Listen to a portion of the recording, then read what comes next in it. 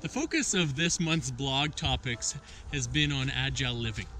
Agile Living is all about being flexible in our thinking and actions. It's about being open to new ideas, not being too rigid in our mindset so that we don't miss opportunities when they present themselves.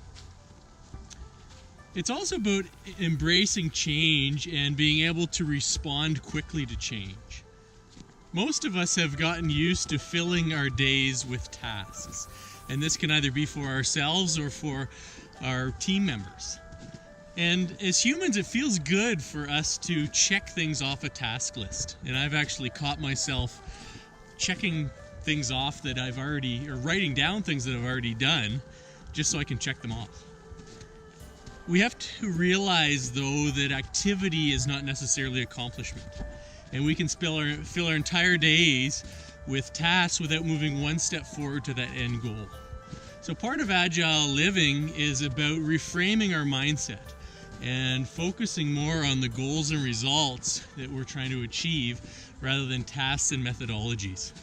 And a lot of times we fool ourselves into thinking that some of the activities we're doing are goal-based activities when really they are tasks. And by reframing the way we think about these activities, we're able to focus more on that end goal and come up with more innovative or creative ways of getting there.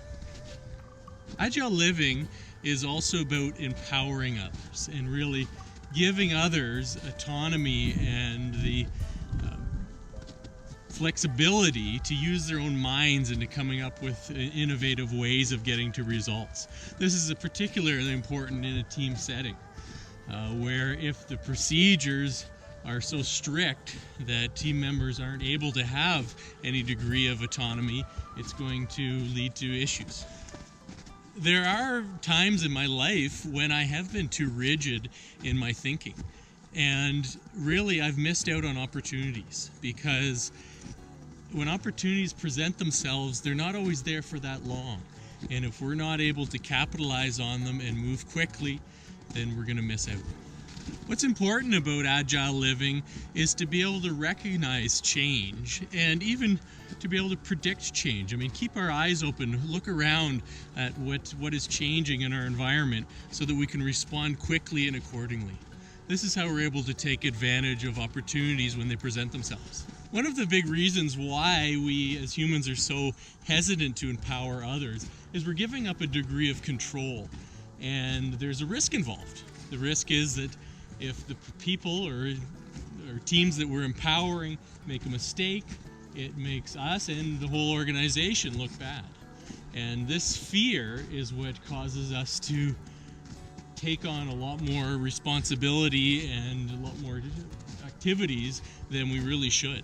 And this is one of the reasons why we need to empower others. And that's the only way you're going to develop the team.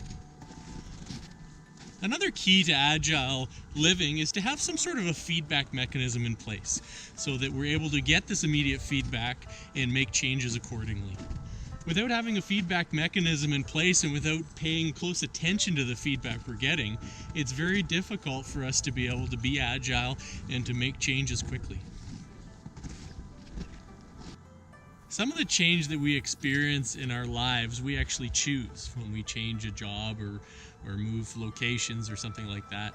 And it's important to be able to do this and to do it effectively. I mean, really drive the change in our lives. But this isn't always possible. In many cases, we actually are just responding to change around us, environmental changes. And this is where the agile mindset is so important, in order to be able to adapt to the changes that are thrown at us, rather than just throw our arms in the air and give up. Sometimes being agile is about making compromises, especially when it comes to interpersonal dynamics, interpersonal relationships. People who are too stubborn or unable to or unwilling to change just cause problems, and they do not work well with others. In the case of mountaineering, our environment is so volatile and things change so quickly that we have to be agile. We have to be open to taking a step back and say, okay, here's a new change, here's a new horrific challenge. How can I work with this and continue on forward?